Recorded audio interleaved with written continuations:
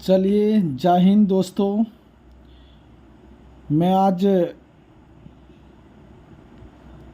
फिरोज शाह तुगलक, जो कि तुगलक वंश के शासक थे, तो गयासुद्दीन तुगलक, मोहम्मद बिन तुगलक और तीसरा शासक जो फिरोज शाह तुगलक था, उनके बारे में हम लोग पढ़ लिए थे बोर्ड के ऊपर। आज हम कॉपी पर थोड़ा लिख करके बता रहे हैं। आप लोग को अच्छा लगे तो बताइएगा, कमेंट करिएगा। तो हम लोग आज पढ़ेंगे फिरोज शाह तुगलक जो है, उसके मृत्यु जब हो गया तो उसके बाद जो है ना शासक जो आया, उसके बारे में हम लोग पढ़ेंगे। गयासुद्दीन जो थे, तो हम लोग ये जानते हैं कि फिरोज शाह जो है, फिरोज शाह के 4 बेटे थे। कितने बेटे थे? फिरोज शाह के 4 बेटे थे। फतेह खां सबसे बड़ा बेटा था, और फतेह खां जो सबसे बड़ा बेटा था, उसका वो अपना उत्तराधिकारी घोषित करके तो रखा था, लेकिन इसकी मृत्यु जो है ये असामयिक हो गई, यानी समय से पहले इसकी मृत्यु हो जाती है।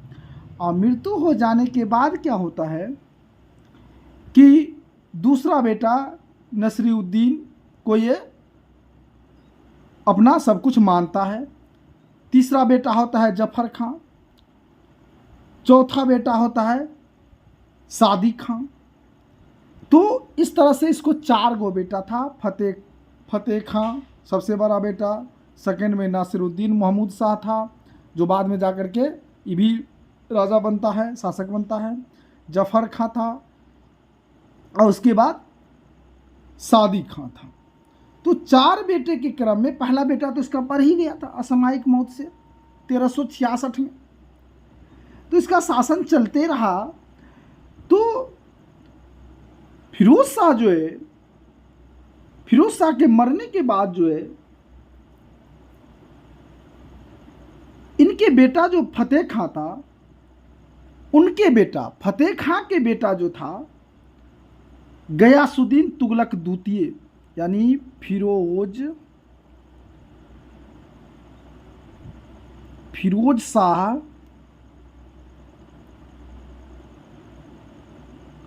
तुगलक। फिरोज शाह तुगलक का जो इसके मृत्यु के बाद, यानी इसके जो मृत्यु हो गया, इसकी मृत्यु हो गई थी, पता है, 20 सितंबर 1388, यानी इसकी जो मृत्यु हो गई थी 1388 को। तब जो है ना, इसके बाद के इसके शासन में जो है ना अराजकता फैल गया, यानी इसके शासन के पूरे पर अराजकता फैल जाता है। अराजकता का प्रारंभ होता है। क्यों प्रारंभ होता है? क्योंकि इनके जो है 4 बेटा होते हैं। अराजकता फैलने के कारण क्या होता है, 4 बेटा में से जो है एक बेटा तो पहले मर चुके, तो 3 बेटा। तो उत्तराधिकारियों के लिए जो है, उत्तराधिकारी गद्दी के लिए बहुत सारा खूनी संघर्ष होता है। तो 1388 में मृत्यु के बाद अंत तक इनके पोता, यानी पौत्र, जिसको आपने आम भाषा में पोता बोलते हैं, पोता, इनके जो पोता थे, पोता के जो नाम थे वो थे गयासुद्दीन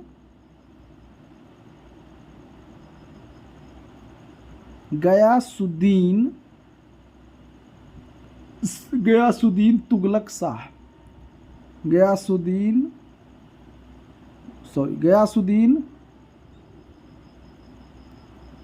तुगलक द्वितीय। गयासुद्दीन तुगलक द्वितीय जो है, ये क्या करते हैं, गद्दी पर बैठते हैं। ये क्या करते हैं, दिल्ली के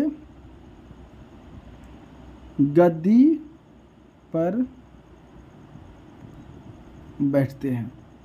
दिल्ली के गद्दी पर ये बैठते हैं।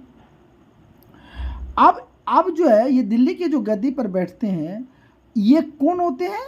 ये इनके बड़े भाई, यानी इसके बड़े बेटा, इनके बड़का बेटा जो था फतेह खां का पुत्र, ये किसका है? फतेह खां का पुत्र है ना। ये फतेह खां का पुत्र है, मतलब इसका पोता है, ये गद्दी पर बैठता है। लेकिन ये खूनी संघर्ष में 14 मार्च 1389 14 मार्च 1389 को जो है अबू बकर, कौन? अबू बकर इसको गद्दी से हटा देता है।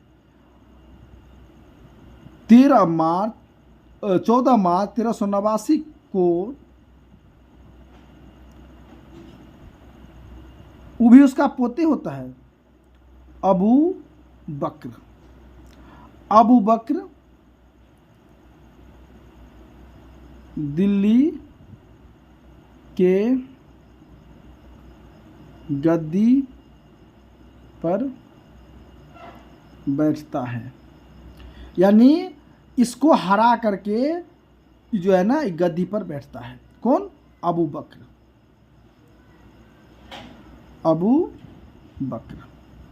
अब ये अबू बकर जो है इनका पोता, इनका ये भी क्या है? पोता ही है। ये क्या है? पोता ही है। ठीक है। ये रहता है जफर खां के बेटा। ये किसका बेटा रहता है? जफर खां का बेटा रहता है। किसका बेटा रहता है? जफर खां का।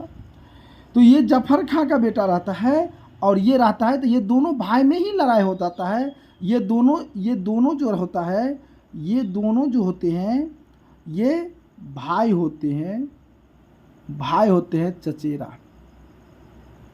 ये दोनों भाई होते हैं चचेरा। तो इस तरह से ये दोनों भाई, अब इसको गद्दी पर सटाकर अबू बकर बैठता है। अबू बकर को बैठाने वाले जो होते हैं, इसी राज के सातिर जो है, इसी राज के जो सातिर होता है, एक अधिक दरबारी, इसको अबू बकर को बैठाने वाले, यानी गद्दी पर जो बैठाने वाले होते हैं, एक सातिर दरबारी रहता है।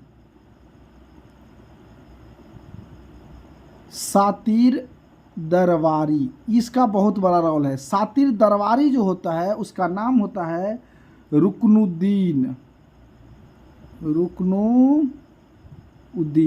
ये आदमी क्या करता है, इनको जो है इनका साथ देकर के गद्दी पर बैठाता है। रुकनुद्दीन जो है इनको गद्दी पर बैठाता है। लेकिन ये आदमी जो होता है उतना सत्ता के इसके पास नॉलेज नहीं होता है। अबू बकर के पास सत्ता के नॉलेज नहीं होते हैं, क्योंकि सारा ये अबू बकर जो है रुकनुद्दीन का मोहरा रहता है। रुकनुद्दीन का क्या रहता है? इसका मोहरा रहता है। ये किसका मोहरा रहता है? रुकनुद्दीन का मोहरा रहता है अबू बकर। यानी रुकनुद्दीन जो कहता है अबू बकर वही करता है। लेकिन बाद में चल कर के क्या होता है, सारा के सारा राज के सभी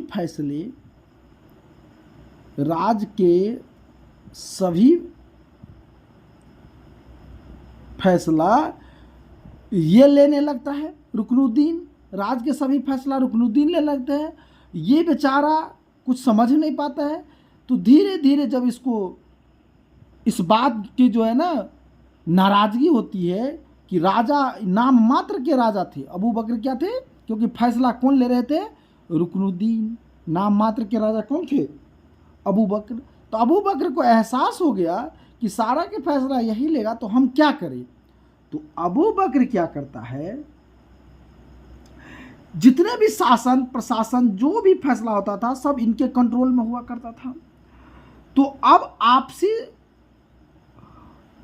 कोई भी आदमी बताइए, जो राजा रहेगा वो फैसले नहीं लेगा, उसका कोई दूसरा आदमी फैसला लगेगा तो उसको क्या अच्छा लगेगा? बिल्कुल अच्छा नहीं लगेगा। इसने क्या किया, अबू बकर ने क्या किया, अबू बकर ने जो है रुकनुद्दीन को हत्या करवा दिया।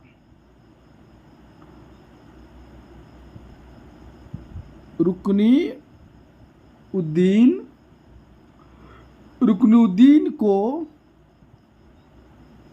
हत्या करवा दिया। अबू बकर ने क्या किया? रुकनुद्दीन को हत्या करवा दिया अपने सैनिकों के इस्तेमाल करके। और क्योंकि इसलिए वो हत्या करवाया क्योंकि ये हर चीज़ का कंट्रोल रखते थे। यानी अबू बकर का पूरा कंट्रोल किनके हाथ में था? रुकनुद्दीन के हाथ में। और जब रुकनुद्दीन के हाथ में ये कंट्रोल था तो ये बात इसको समझ में नहीं आ रहा था कि राजा हम हैं और कंट्रोल किसी और के हाथ में। इसने अपने सैनिकों का इस्तेमाल करके रुकनुद्दीन को क्या किया? हत्या कर दिया। अब जो है रुकनुद्दीन तो मर गया। अब पूरा के पूरा ताकत किसके पास आ गया? यानी अबू बकर के पास। पूरा के पूरा ताकत जो है ये किन के पास आ गया? अबू बकर के पास। जब अबू बकर के पास अब सब चीज़ यानी डिसीजन लेने की क्षमता हो गया तब विडंबना ये रहा कि सत्ता तो इन्हें मिल गई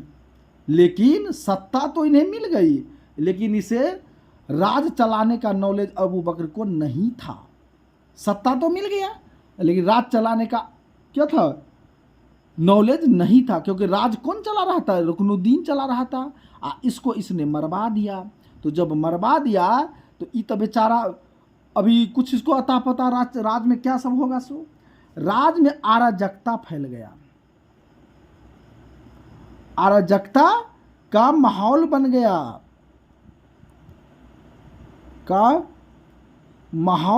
अराजकता का माहौल हो गया। लोग त्रस्त हो गए, विद्रोह हो गए, भड़क गए लोग। उसके बाद विद्रोह इतने बड़े पैमाने पर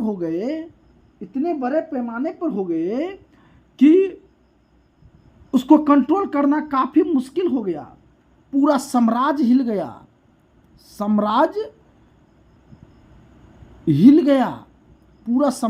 गया। इतना विद्रोह बड़ा हो गया। अब इसके पूरे साम्राज्य में ऐसी तरह से हो गया कि इसका साम्राज्य 2 हिस्सों में बट गया। ये साम्राज्य जो है ये 2 हिस्सों में बट गया। यानी कि 2 हिस्सों में बट गया। साम्राज्य का क्या हो गया? 2 हिस्सों में बट गया। कुछ लोग अधिकारी एक तरफ, पब्लिक एक तरफ, यानी कि 2 हिस्सों में बट गया। दरबार में बड़े तमाम अधिकारी इसको कंट्रोल करना चाहता था लेकिन ये अबू बकर कंट्रोल नहीं हो पा रहा था। परेशान हो रहा था सभी लोग यानी सभी अधिकारी ये चाहते थे कि अब इसका रिप्लेसमेंट हो। क्या हो? इसका रिप्लेसमेंट हो, इसके जगह पर कोई दूसरा आवे। लेकिन कोई मिल नहीं रहा था। इसी के समय दिल्ली में तो ये थे, दिल्ली पर अबू बकर थे। लेकिन सामना में एक राज था। वहां पर जो है ना इन्हीं के चाचा थे नासरुद्दीन। क्योंकि